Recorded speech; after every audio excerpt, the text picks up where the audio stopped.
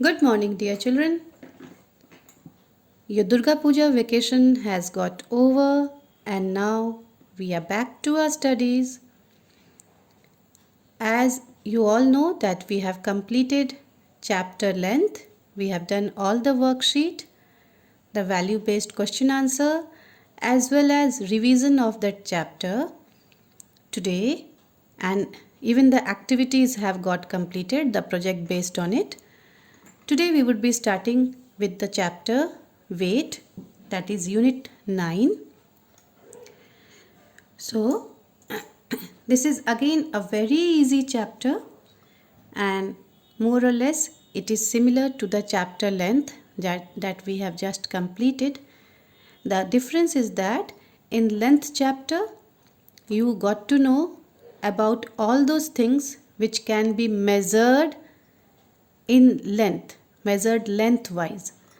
आपने उन चीज़ों के बारे में पढ़ा चैप्टर लेंथ में जिसे आप लेंथ के हिसाब से मेज़र करते हैं, लंबाई के हिसाब से मेज़र करते हैं. अब इस चैप्टर में हम उन चीज़ों के बारे में पढ़ेंगे जिसे हम वज़न के हिसाब से मेज़र करते हैं. We'll study about all those things, we'll study about all those measurement that is being done on the basis of weight. कितना वजन है, कितना भारी है या कितना हल्का है, ये हम वेट चैप्टर में समझेंगे. बहुत सारी चीज़ें ऐसी होती हैं जिसे हम वजन करके लेते हैं. आपने देखा होगा जब आप दुकान में जाते हैं and you want to buy vegetables और fruits, then what do the shopkeeper use before selling it to you? The shopkeeper uses the weight, the weighing scale.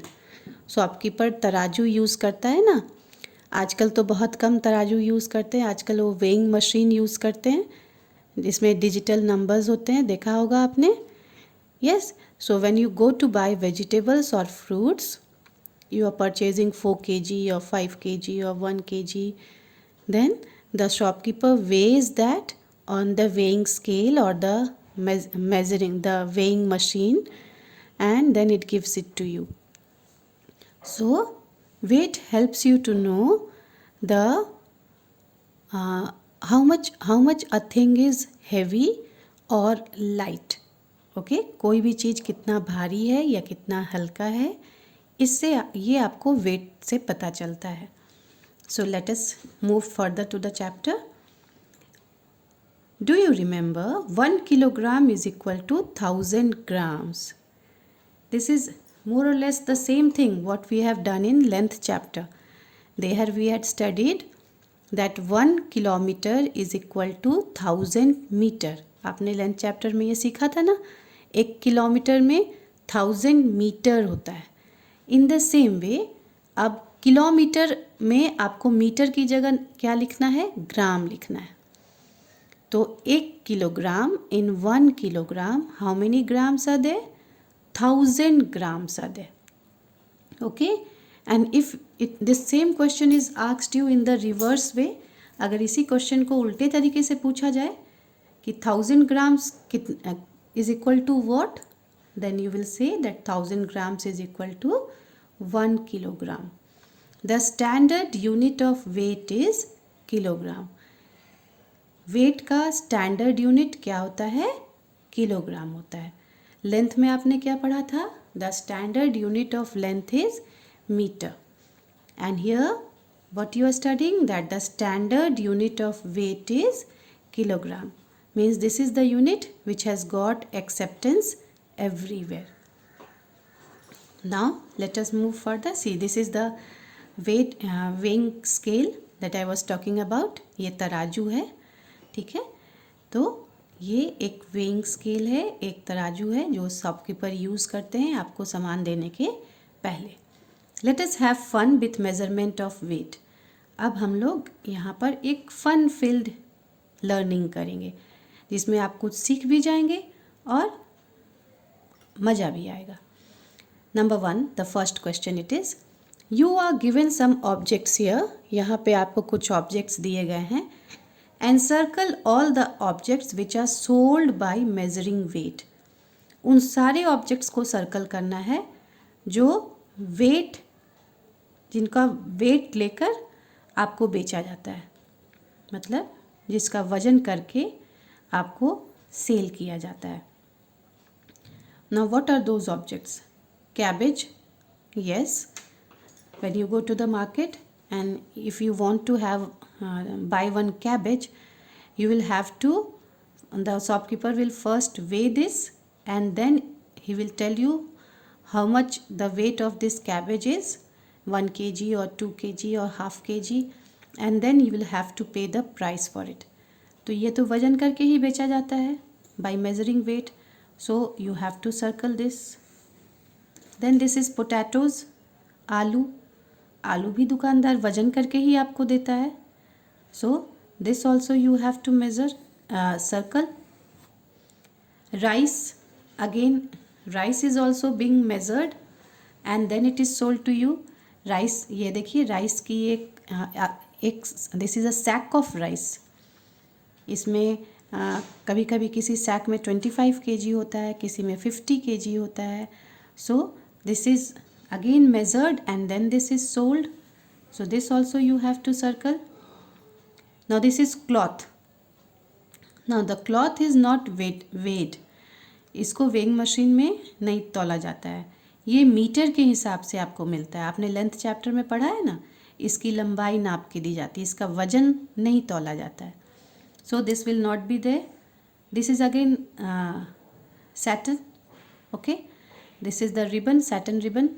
This is also not measured in terms of weight. Weight के term में इसको भी नहीं किया जाता है, इसको भी तौला नहीं जाता है, इसकी लंबाई नापी जाती है. Its length is measured. You have studied this also in the previous chapter. So this also you don't have to circle. So you have got 3 things that are sold by measuring weight. यहाँ पे 3 चीज़ें हैं जो आपको वजन करके बेची जाती हैं. The first one is cabbage, the second one is potato, and the third one is rice. You will circle this. Now come to the next one. Question number 2.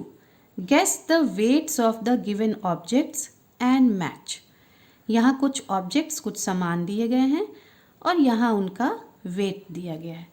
आपको क्या करना है, इसे मैच करना है. अगर जो भारी सामान है वहाँ पे आप टर्म केजी यूज़ करेंगे, जो हल्का है वहाँ पर टर्म ग्राम यूज़ करना है, क्योंकि भारी चीज़ों के लिए केजी यूनिट का यूज़ होता है और हल्के चीज़ों के लिए जिनका वेट कम होता है उनके लिए ग्राम यूनिट का यूज़ होता है. Okay, for heavier objects we use the unit KG और kilogram, and for lighter objects, lighter मतलब जो जिनका वजन कम हो, जो हल्के होते हैं, we use the unit gram. Okay, and the short form of writing kilogram is kg. Short form of writing gram is g. Kilogram लिखने का शॉर्ट फॉर्म है kg और ग्राम लिखने का शॉर्ट फॉर्म है g. अब देखिए ये अंगूठी, अंगूठी तो बहुत हल्का होता है, isn't it? So when it is very light, then you can write it here 6 gram. बहुत हल्का, जिसका वजन बहुत कम होता है, 6 ग्राम. Then this is butter. You all might be eating butter, isn't it? And you get this butter, Sudha butter, Amul butter in the shop. And this is generally a packet of 100 grams, 200 grams. So this is 100 grams. Then this is rice. This is not sack full of rice. ये sack full of rice नहीं है, ये पूरा sack भरा हुआ नहीं है, उससे कम है. So this is 3 kg. And this is elephant. Obviously elephant is the biggest land animal, so here you can see elephant is there. So here the weight of elephant will be too much, बहुत ज़्यादा होगा elephant का वजन, तो क्या हो जाएगा 400 kilogram. Okay, now come to the third and the last question of this part. What is the third question? You have to compare the following and insert the symbol greater, smaller or equal to. यहाँ पे आपको दोनों को compare करना है और फिर ये सिंबल लगाना है, ग्रेटर का, स्मॉलर का. Weight of a pumpkin, weight of a lemon. Now pumpkin is greater in size, pumpkin का साइज़ बड़ा होता है. Lemon is smaller in size, तो जिसका साइज़ बड़ा है उसका वेट भी ज़्यादा होना चाहिए. So this is heavy and this is light, so this is greater. Put the greater sign here. Weight of your pencil box, weight of your school bag. Now this is very simple again. आपके pencil box का weight तो आपके school bag से कम ही होगा, yes और no? क्योंकि school bag तो आपका बहुत भारी होता है. कम से कम हर दिन 5 सब्जेक्ट्स होते हैं, 5 नोटबुक्स होते हैं. Then you have your water बोतल, then you have your lunch box, your pencil box, your colour box. So many things are there inside the school bag which makes your school bag very heavy. So this is having more weight, so we will give the greater sign here. And the last one is weight of a sparrow, weight of a peacock.